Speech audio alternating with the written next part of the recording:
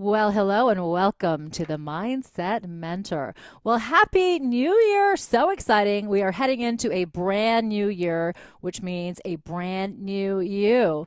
And one of the things that happens, at the start, I think, of every year is we start to take a look at some of our patterns. What happened last year? What did we love? What didn't we love?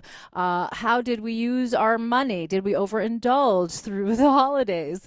We're going to help to get you back on track with your money goals and help to create healthy habits moving forward. I think we could all use a little boost. And today I'm super excited to have our special guest joining us. She is a financial advisor, speaker, and author. And she's going to help us to really start to think about how we're using our money and to develop new ways of being so that we can foster better financial health, which means financial freedom. We love that. Well, hello and welcome. Let's say hello to Kalee Boisvert. It's such a pleasure to have you here. Kalee, Happy New Year. Happy New Year. Thank you so much, Tania, for having me on the show. It's my pleasure. Well, we could certainly use your help. Or right now, I think one of the biggest resolutions that people make, well, there's two things really, and it's, weight and finances that people resolve to really start to delve into better patterns, better habits, and develop new ways of thinking and being. And I think that this is the perfect time of year to let's just get started and to jump right in to creating financial health. And it all begins, I think, with awareness, understanding what our patterns are, how we use our money or how we don't use our money, because some people, don't like to spend money. They like to save it. And sometimes it's in it to excess as well. So we can go and swing any way the pendulum swings, in terms of our financial health. So I'd love to start, Kalee, with your financial expertise. Well, it's interesting because you've been in the financial industry now for well over 15 years. But your understanding of money started when you were young and really witnessing your mother's pattern. So let's talk about that. Yeah, that's great. So you're right. This is a good time. Like, think new year, fresh start. Let's think of it as a Mm-hmm. positive. So my background and my start was, I guess, really young, the idea of money and the relationship with money. So I grew up with a single mom, and finances really showed up as a stress and struggle in our life. My mom wasn't receiving any child support from my father, so she really was doing everything she could to raise my sister and I.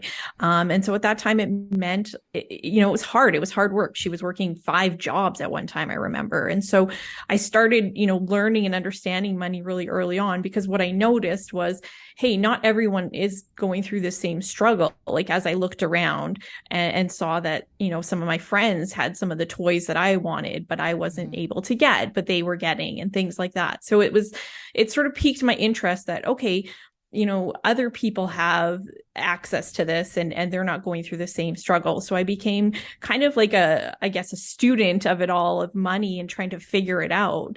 And how did some people have it and some people didn't? And so that kind of started my journey. So I realized, when my mom would always kind of say no anytime we asked for something, right? We'd go to the grocery store, or the toys, or like the mall or something, and we'd be like, can I have this? Can I have that? And, typical child. I was probably 6 or 7 at the time.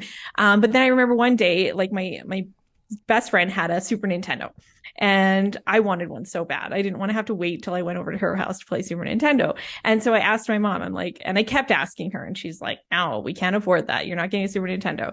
And then finally, it's like she got fed up with it, and she said, fine, if you want one, you can buy it on your own. And that was like my first, like, aha moment of like, what? Like, the answer wasn't no, and there was a possibility. It was that I could still have it. I just had to buy it on my own. So I was like, okay, well, that's not a no. And so it just opened this door to possibility for me from a very young age. And I was around 9 at the time. And so I saved up. I did like odd jobs. I went with my sister on her babysitting gigs, and she split some of the money with me and things like that. And I very diligently saved, and I bought that Super Nintendo, and it felt like amazing. I can't even describe that feeling of like, it's that empowerment of like, I can do this, I can have this.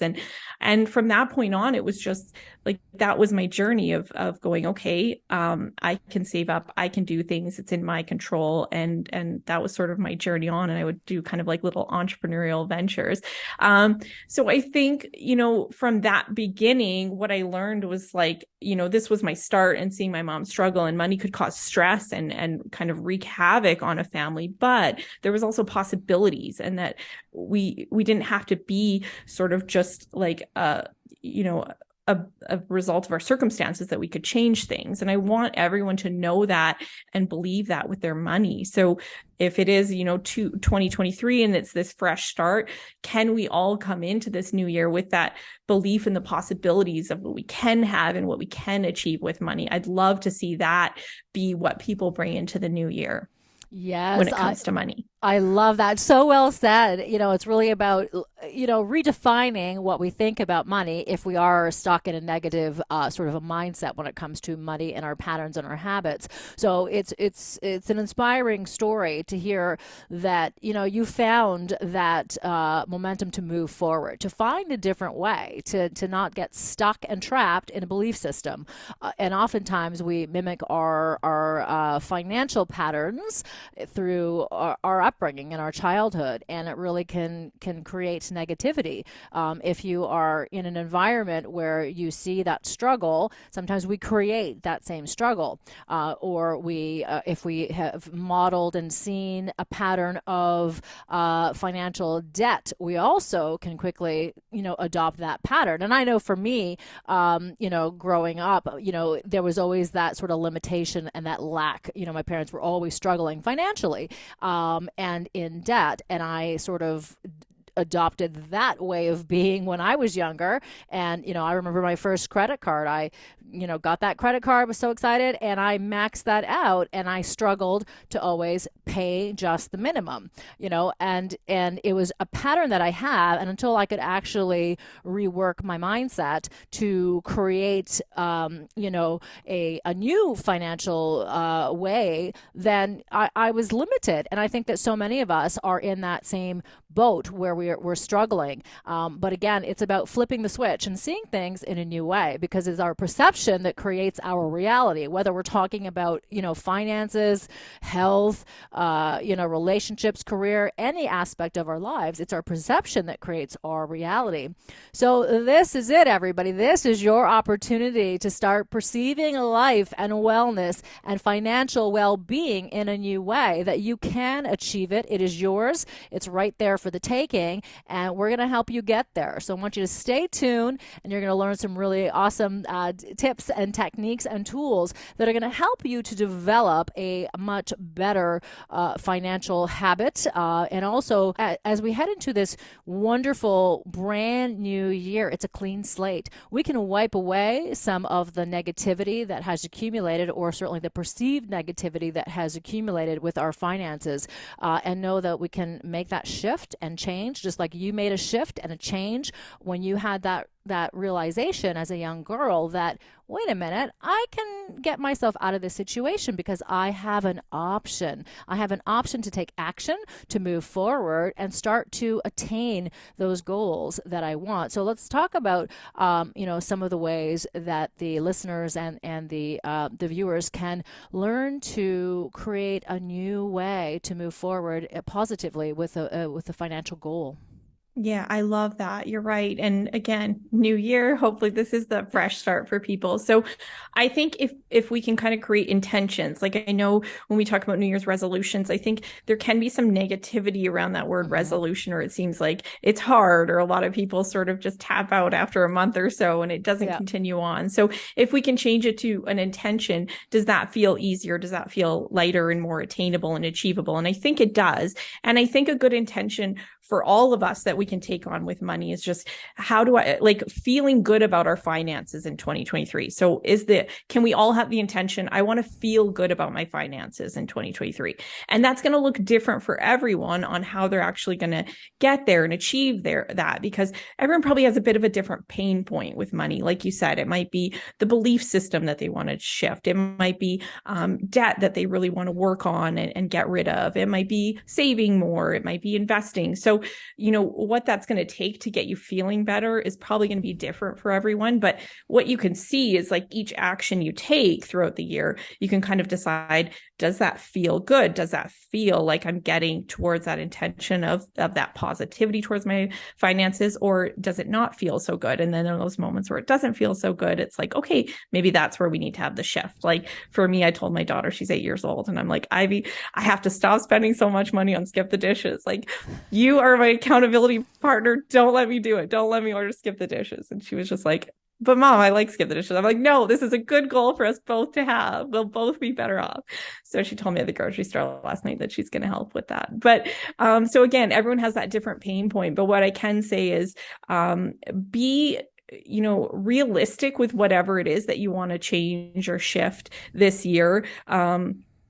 Because again, you don't want to set yourself up for, disappointment or failure. So be realistic. If it's, I want to spend less money on, Starbucks or my morning coffees. Well, is it just, what's realistic? Can you say, I'm going to make my own coffee from home 3 days a week or 4 days a week, and then I'll have my coffees out 3 days a week as a treat. So I would highly recommend people to be really realistic and don't go that like all or nothing approach, because that can be really hard to maintain for a full year or for a distant time frame to achieve those goals. So I think it's just being really realistic, compassionate with yourself.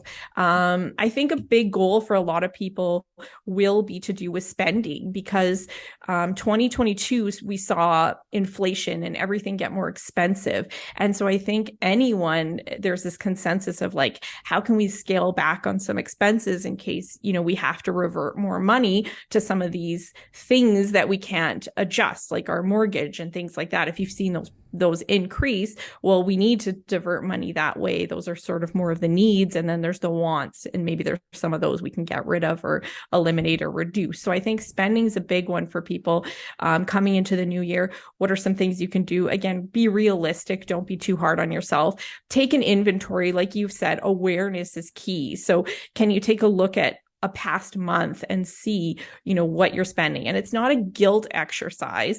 We can spend all time, like kinds of ways beating ourselves up and being like, why did I buy that? And I shouldn't have done that. Like, no, let's look at it as an awareness exercise. Let's look through entry by entry. Where did I spend money? Is there ways I can make changes? So come at it from that business perspective of how can I cut costs? How can I, be a little bit more efficient with my spending?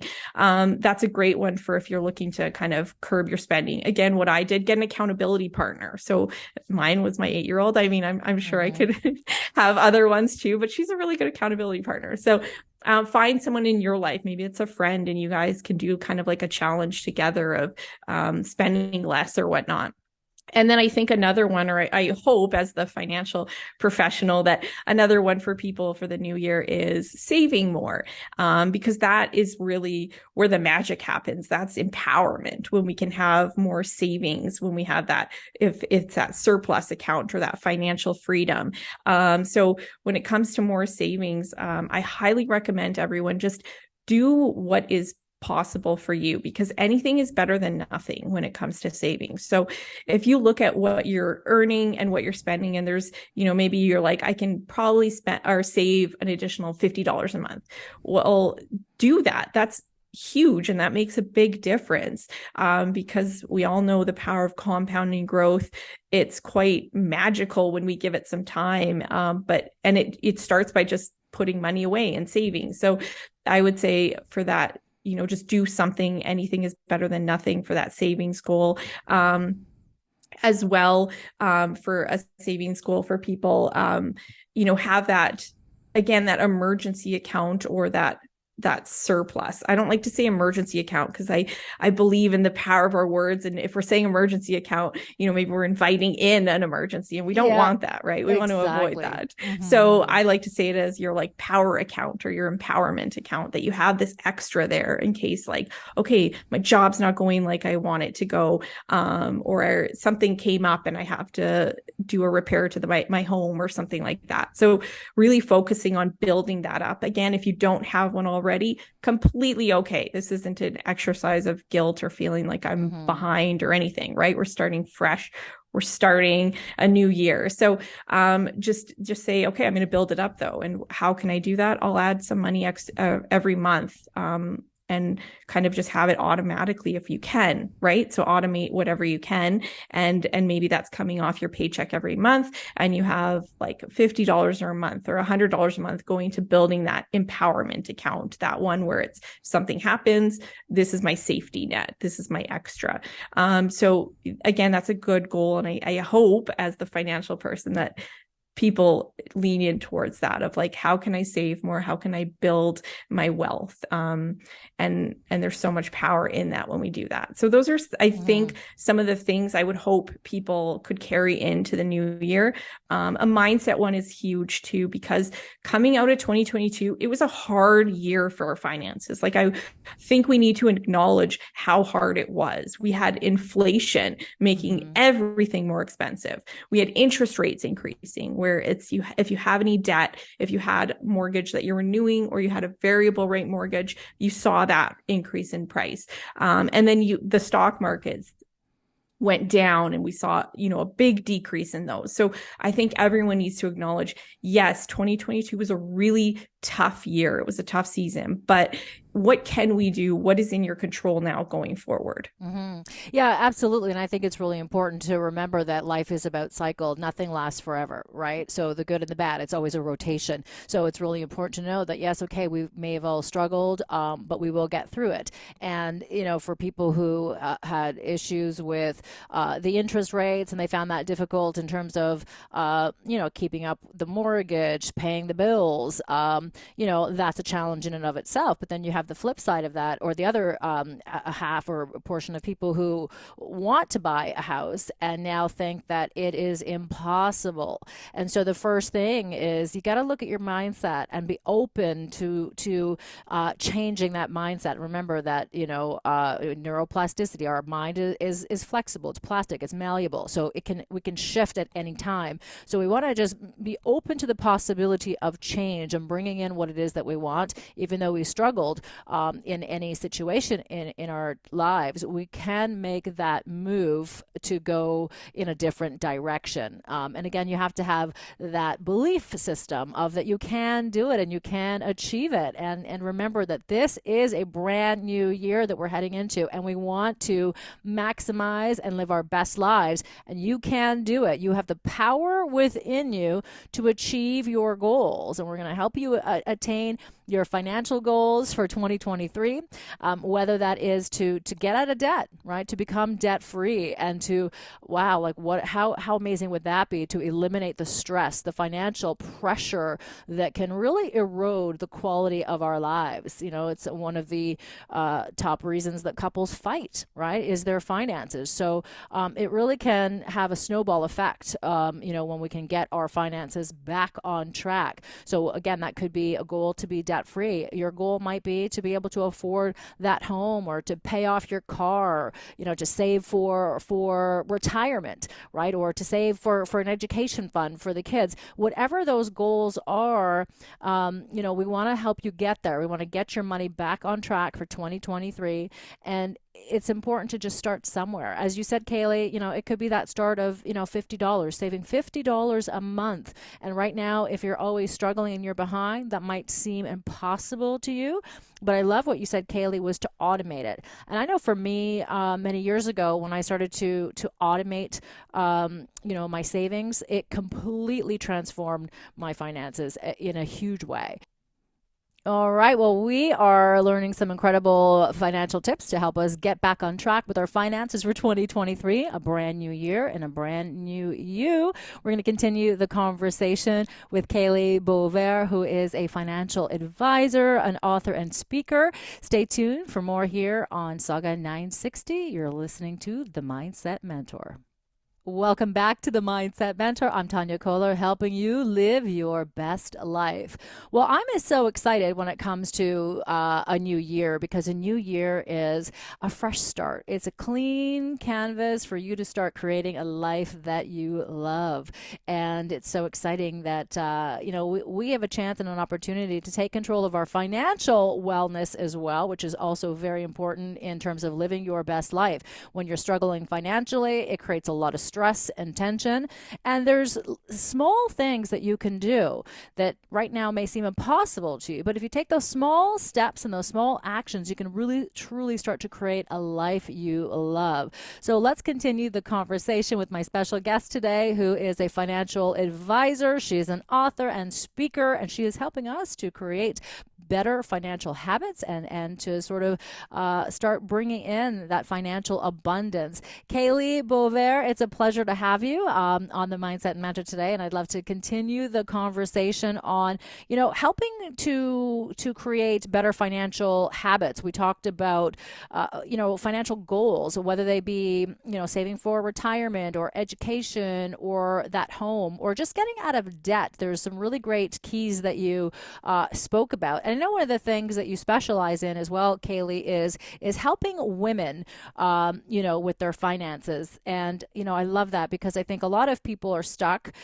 in a mindset where they might have given their power to somebody else to take the finances. And then they found themselves in a situation where their relationship has ended and they now had no idea of how to actually handle money. So I think financial literacy is so important for everybody. So I'd love to talk about some of the ways that women can become financially literate when they've had no sort of history on handling the finances.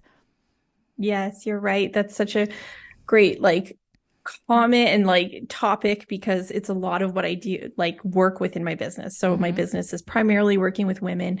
A lot of the women come to me that are maybe just financially independent. Like myself, I'm a single mom, financially independent woman, or again, people who have gone through divorce and now they're sort of thrown into that role of, okay, now I'm in the driver's seat. And we still see kind of the stats show that generally it is in relationships and those kind of scenarios that men are often taking the lead when it comes to the finances and money. And I'm by all means about efficiency and, divide and conquer. But when it comes to money, because both people are part of the money equation and it impacts both people, that I do really think that both have to be involved. So women have to be engaged when it comes to their money, whether they're in a relationship or again, financially independent on their own, you have to stay engaged. So that includes giving up control to a spouse, a partner, or even a financial professional entirely. Because if something were to happen to them, or if they were to get out, leave the business or retire, well, then what do you do, right? You're still left in that place of feeling very vulnerable. So I think, Kalee, I also think that you don't have to be necessarily a financial expert, but you got to have some understanding, right? In terms of moving forward. Yes. And that's key to remember. And I think too many people think that they have to be this expert, right? I have to have grown up, knowing about money, or I have to have been like an expert when it comes to math or numbers. And so many people kind of give up before they even get started. And women especially are, say those terms, which we need to throw out, but things like, I'm not good with money, math isn't my thing, money isn't my thing. Well, it can be. You're just making a statement and kind of, creating that reality, but it doesn't have to be that way. And so when I look at sort of men and women, when it comes to money and financial literacy, I would say both are very similar in where they're at. It's just that I think women just don't have as much confidence. I think men are more willing and able to kind of just step in and do it and sort of learn it as they go. Whereas women, it's almost like that imposter syndrome comes up for women. And it comes up in our finances where we think, well, I can't, make these big decisions before I, read all those financial textbooks, and I probably have to take a course and I need to, be this sort of expert, but that's not the case. And so I think, I think so many people and women especially need to know that you don't don't have to be an expert. Like perfection is not at all a prerequisite for being wealthy or for being good with money. It's all about just diligence and consistency. Like if we break it down in the most simplest terms of how we build wealth, it's spending less than we earn and investing to grow our wealth. So that's it. Like if we look at it that way, and I hope all women can be like, okay, I get that. That makes sense. And so I do know what I'm doing. I know more than I think. So I think it's women, it's almost like getting out of our own ways and getting rid of those statements, those limiting beliefs of I'm not good with money, I'm not good with math, numbers aren't my thing. Well, you can make them your thing, and financial literacy is available to you. So I tell women, it's just that, okay, you need to be engaged, you need to be part of the conversation. Absolutely, you can have an accountability partner, you can work with a financial professional. Those are all great, additions to that. But you need to be in the know too, because you know yourself best. It's your money, and no one's going to love your money as much as you do because it's yours, right? I can be there to help and support my clients, but it's at the end of the day, it's their money. They're going to be the ones that love it the most. That's what I think, right? I love my money the most, and I would, I know what I need and what I want to have happen and things like that. So you have to be in the driver's seat. And with that, I think, just doing things like giving it time and attention. So if you've been ignoring your money and again, kind of writing it off and just being like, I'm not good, I don't know what I'm doing, I probably need to take a course or something else. No, you can just start now where you are, and just by doing something as simple as giving your money some time and attention. So allocating a certain amount of time that you're going to give back to your money. We spend so much time earning money, but how much time are we giving back to it? And in that time giving back to it, maybe we set up some sort of what we're going to do, like a strategy session on, okay, I want to review my expenses. I want to look for ways to save more. I want to get started investing, whatever it is that you want to choose to do with that time, but allocate some time to your money, because we allocate time to everything else in our lives. And we're very busy, but how much time do you give back to your money? Interesting. Interesting way to look at it, to give back to your money. And it's so true, because you're creating a win-win situation, in that regard. And also, you talked about one of the basics of saving, right, is spending less. And it's so interesting because you'll see that it's usually a pattern. So you think that, oh well, life will be much better if I just make more money. But then if you haven't really dealt with your patterns, you'll start to make more money if that's the next level, and then you'll also still be overspending because it's a habitual pattern. And you also talked about some of the things that we will say to ourselves. So it's those negative affirmations like, I can't have it, it's not for me, I'm not good with money. These are all habitual patterns and affirmations. In that case, they're negative affirmations which define our reality. So I think it's really key and important to start delving into our patterns and looking at some of those language patterns. What are we telling ourselves about our financial health, and start rewriting those affirmations to be positive, that I can learn about money. I mean, that's one affirmation that's way better than I don't know anything about money, or I can't have money. And you're not saying you're an expert, right? But you're saying that you have the ability to, and that you're open to learning about money, right? So I think it's really, really, a great way to harness the power of money and creating that win-win situation. Yes. Absolutely. I love that. Exactly. Like if we can just say, I'm going to commit to learning about money. I want to know more, and have that. Then if that's been a pain point for you of like, oh, I don't feel like I know enough, then I'm going to commit to learning. What are some ways we can do that we can integrate into our, again, busy lives? Well, one thing I tell people is maybe it's reading one article a week that's personal finance based, money based. So just one article, that's maybe a 5 to 10 minute, per week time basically like allocation for you. Or maybe it's that you do want to enroll in a course. There are a lot of different courses that you can take that are available. I teach an Investing 101 course here in Calgary. And so I'm sure there's ones available kind of all across Canada if that's something you're wanting to do.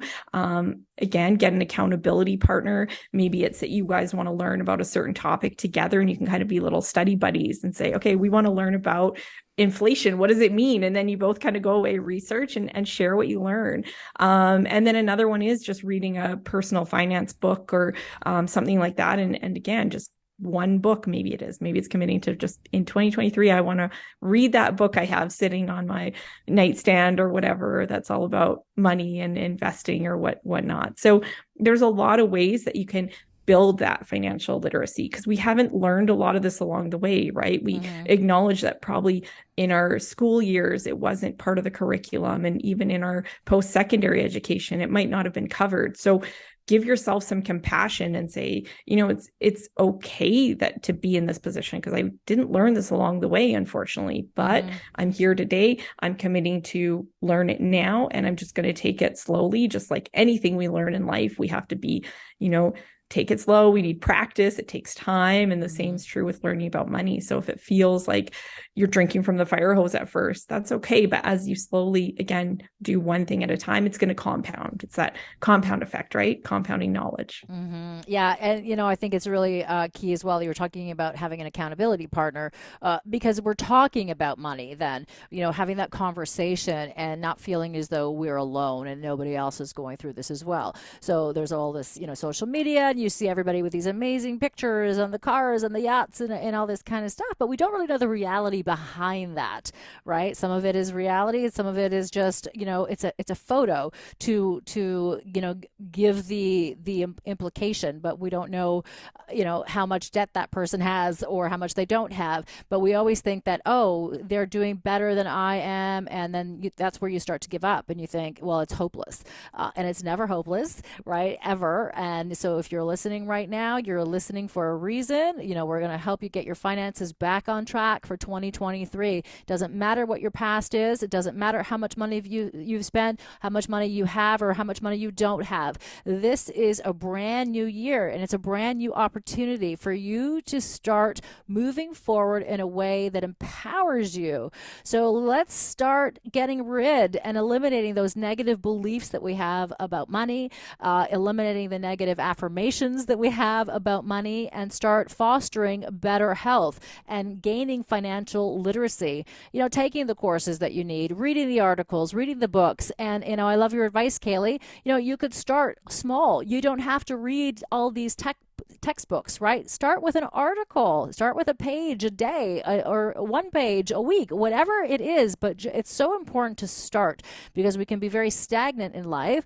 And if we are struggling financially, that creates so much stress, and you just want to sort of hide and, get under that hole and not come out. But it's so important to emerge, to come back up and say, okay, I am ready to tackle this. So start with anything that you can do, even just a little bit, right, to start saving. And then also just be mindful that, your patterns and what you do financially is indicative of how your family might also be responding. So you are the role model in your life and to your friends and family. So you want to create some really good structure for yourself and for those you love.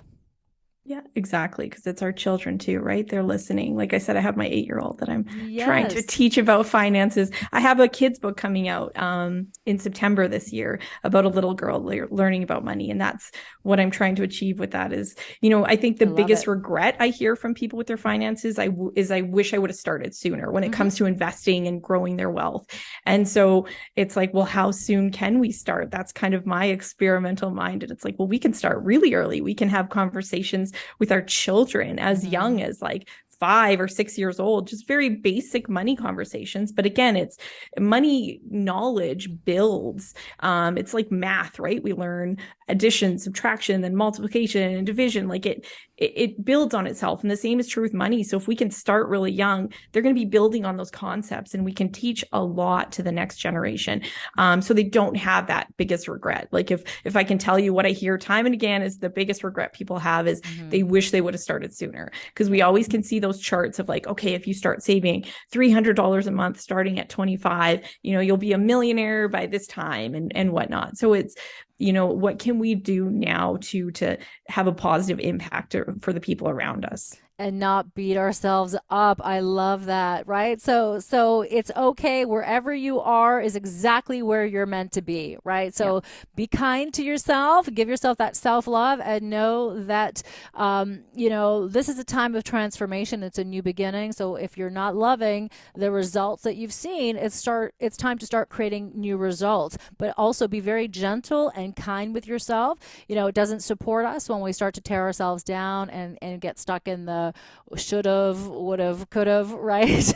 mentality. So, it's about really embracing where you are, adopting some new patterns and some new tips and tools that you can use to empower your financial health so that you can, start to see an increase in the bank account. So you can start creating and bringing in and allowing some of those goals that you have to drop in, as opposed to struggle, that resistance. When we start to fight it and we start to think, oh, why did I do this? Why did I do that? We're actually creating more of a block to all the things that we want in life. And I think it's important to also pat yourself on the back for those small wins that you have. And that could be, paying off a credit card, even maybe just a little bit more than you normally do every month, right? If you've paid it off in full, absolutely, congratulate yourself for that. When we start to reward ourselves, we create that dopamine in the brain. More dopamine gives us more ability to start creating more. So, acknowledge those small successes and those small wins. So one thing I do want to talk about, Kalee, is credit card debt. A lot of people right now after the holidays have, accrued probably too much credit card debt, whatever that looks like for someone, that too much. So what are your tips in helping to start to pay down those cards? Yeah, that's a great question. And that's one of the things that people do battle with is like debt, like you said. And it does feel like sometimes it's just like sort of never ending cycle. So again, it's kind of shifting that perception and saying, what am I going to do about it right now? Coming from a place of, I want to take action. What is your intention? I want to like get rid of this debt and move forward and start to build some savings where I can feel more empowered and in control. It's become really easy to spend money. So we have to acknowledge that with like the advent of credit cards and then online shopping, like it's at us. So it's all day, every day. Like you could just get on your phone and spend thousands of dollars in a matter of minutes. Like it's so easy, probably too easy to spend money. So give yourself credit knowing that, it's gotten very difficult. Like things have changed. Like I remember again, growing up with my mom, single mom, and we struggled. She didn't have a credit card because like her parents never did. And there was this whole belief of like, no, you don't spend money you don't have. And so I think unfortunately kind of generationally it's come to us and it's like, wow, a credit card, you can buy now, pay it off later. And it's that instant gratification that we all want, but it's not doing us any favors in the long term. Like my daughter said to me the other day, she's like, when do I get a credit card? I want a credit card. And I'm like, no, you don't. Like, it's not money. No. It's like a method of payment, but it's not, it's not your money. You're spending someone else's money. Yes, exactly. So it's not as glamorous as people would like to think. So it's just being kind to yourself, having that compassion, knowing that, okay, it is difficult and I've gotten into this position. And so just that awareness piece of having to look at it, right? And having to face it too, because I think a lot of the times with debt and whatnot is we kind of just want to push it away and not even acknowledge it. And we need to have the awareness, because to take action and have a plan and move forward, you need to really know, well, where do I start? Where am I right now? So you have to take that inventory. So again, see it as an exercise of taking inventory. It's not an opportunity to beat yourself up or, feel bad. We get enough of that in life in all sorts of ways. So take this as an opportunity of like, I'm making a conscious decision that I want to work away at this debt. I want to have it paid off by, X date or whatever that is. So, taking the inventory, looking at where you're at, combining too. If you have a couple credit cards or different sources of debt, you want to bring those all together, right? Because you want to see the full picture. And then analyzing the interest rates you're paying. So you do also want to see, well, how much interest am I paying? So for sure, you're always going to want to be paying the minimums, because that would impact your credit card or your credit score if you're not paying your minimums. So you need to make it a priority to be paying your minimums, but then you can look at them from terms of what the interest rate is, and probably you'd want to tackle the highest interest rate first. There's all different strategies for tackling debt. Some say that you should start with the smallest one first, and then once that one's done, start to the next one. I approach things from a numbers perspective, and so I'm like, you have to tackle the big number first. Like, you want to get rid of the biggest interest rate first, because that just means you're paying higher interest there. So have that set up as a plan, and treat it like any goal. It's just, can you be specific? Can you measure when you want to have it done by, and be realistic with what you're going to do. Like, if you have a big credit card bill and you're like, I'm going to pay it all off by the end of January, and maybe it's more than you even make in the month of January, well, that's not realistic, right? So let's be realistic. We're not trying to set yourself up for failure. So really, again, take that inventory, analyze where you're at, what are your different interest rates, bring it all together, really see the full picture, and then make a plan that's realistic for you. Maybe it's, I'm going to make one extra payment on each credit card per month of $100 or $300 or whatever it is. Or, I know I'm going to get this bonus at this time of year. I'm going to take it and I'm going to put it all towards this credit card. Or, tax time's coming up. Maybe you're going to be getting a refund, and you're already allocated. That refund is going to go towards paying down this credit card. So again, be realistic, because if you're not, you're going to just beat yourself up, and it can actually put you in a cycle of spending more money, right? And that's not what we want to achieve. So yeah, come from a place of compassion for yourself and just a plan, and have that set out. And like you said, celebrate your wins along the way, because it's going to take time. It's probably not going to happen overnight. You might have a bit of a time frame. Maybe it's a couple of months, maybe it's the end of the year you want to get it all done by, but do make sure that you're celebrating your wins along the way, because that's what keeps us going. So reward yourself. There's all sorts of free rewards or ways to just pamper yourself, give yourself some extra self-care, or whatever it is, to just really celebrate that, because it's not easy, right, to change habits, to rejig what we're doing and make changes. But yeah, try doing that. And again, if it feels like, one of the things is that you're spending too, that's just going to continue to accumulate, you're probably going to want to look at the equation from that side too, and say, how can I scale back some spending?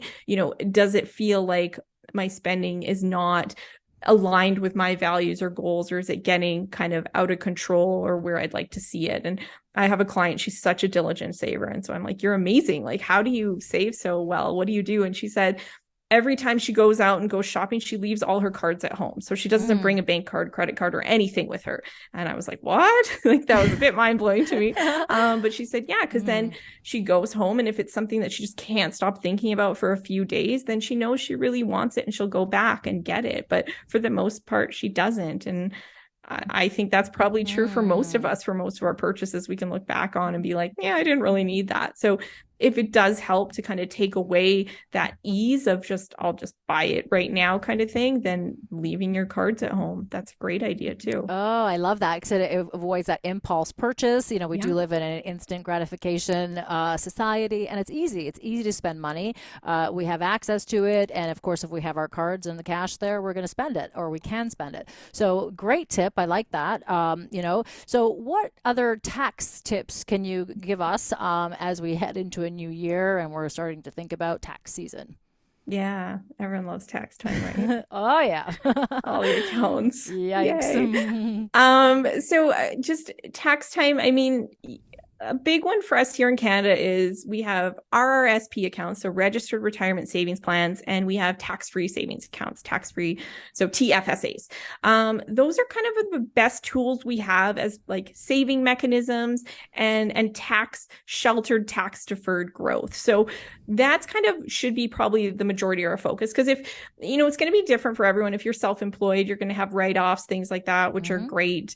If your tax situation is a bit more complicated, highly recommend you do work with a tax professional, because it is a lot of work and maybe it's not, again, your passion or what you want to be spending your time on. So do reach out and find someone that's able to help you. That's why those professionals exist, and they're fabulous. So, but I think kind of the most basic and probably what affects everyone is that you have access to these savings vehicles. So a registered retirement savings plan, RSP, tax-free savings account. And what we hear about in the new year, you have the first 60 days to make a contribution to your RSP, and that will impact your 2022 taxes. So that's a big one for people to be thinking about right now. How it works is that when you make a contribution to your RSP account, you get basically the tax back that you paid on that money. So we're all working, or however you're receiving your money, and money comes to you after tax, so net of tax. Well, let's say you took $1,000 of that net earnings and put it in an RSP account. And let's say you're at the 30% tax bracket. When I put my $1,000 in, I should, on my tax return, get $300 back. So that 30% I'm getting back to me.